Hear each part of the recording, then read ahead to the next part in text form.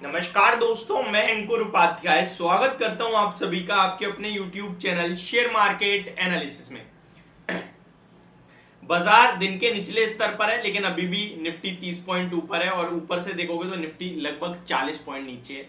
तो बाजार में कुछ नहीं हो रहा है, आप बाजार को छोड़ दीजिए, बाजार एक्शन में है ही नहीं। एक्शन में स्टॉक्स हैं केवल और केवल, ठीक है। तो वहां पे आपको फोकस करना है और ये चलेगा अभी एक ट्रेडिंग सेशन और आज के बाद थर्सडे, यानी कि कल तो ऑफ है मार्केट, ईद के चलते कल बाजार में छुट्टी है, एंड परसों आपके लिए थर्सडे है, जहां पे आपको बाजार में इस मंथ की एक्सपायरी होते हुए दिखेगी। नेक्स्ट एक्सपायरी से आपके लिए मूव्स होंगे स्टार्ट दोबारा से बड़े लेवल्स पे।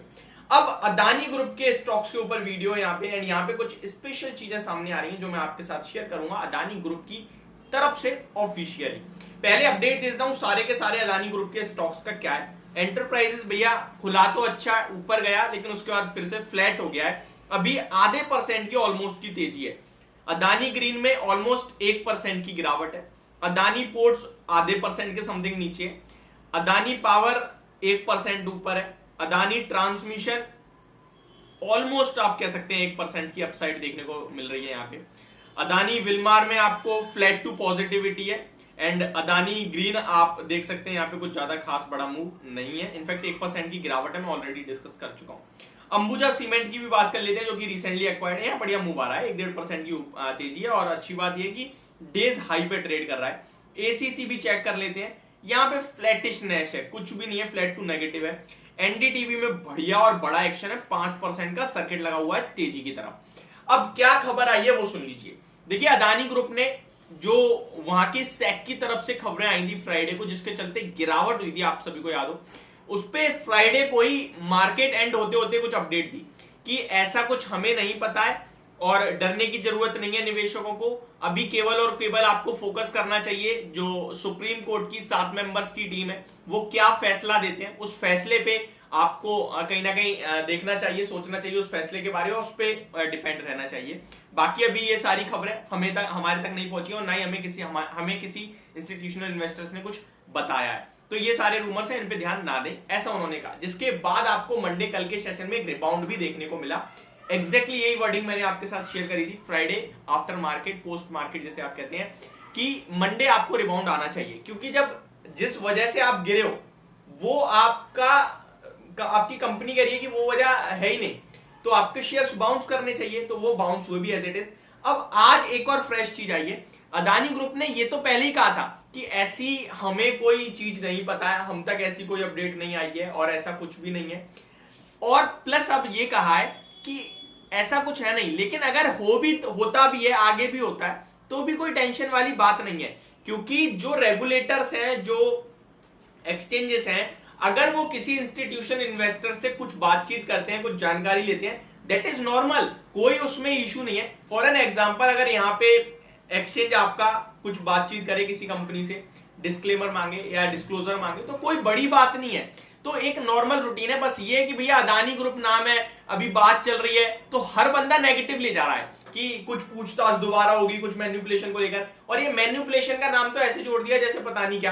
तो यहां उन्होंने फिर से कहा कि डरने घबराने की जरूरत नहीं है, ये सारी चीजें जो हो रही हैं या वैसे तो है ही नहीं, और इनकेस अगर होती भी है तो भी ये नॉर्मल है, इसको इतना हवा देने की जरूरत नहीं है।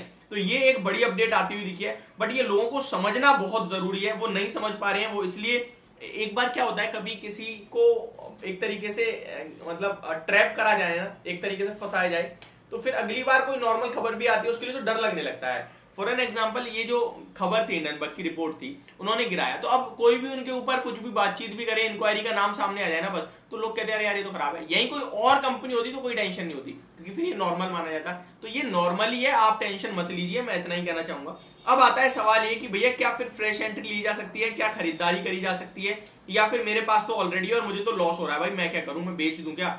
तो यहाँ पे एक ही जवाब रहेगा मेरा इन सब के लिए कि कुछ भी मत करो, फ्रेश एंट्री लेने जा रहे हो मत लो। खबरों में चल रहा है, आने दो सुप्रीम कोर्ट का पूरा फैसला, क्लीन चिट मिलने दो या फिर जो भी सामने आने दो, तब तक अवॉइड। सिंपल, कोई भी अदानी ग्रुप का स्टॉक हो अवॉइड करो, मत खरीदो, मत लगाओ आप अपना पैसा।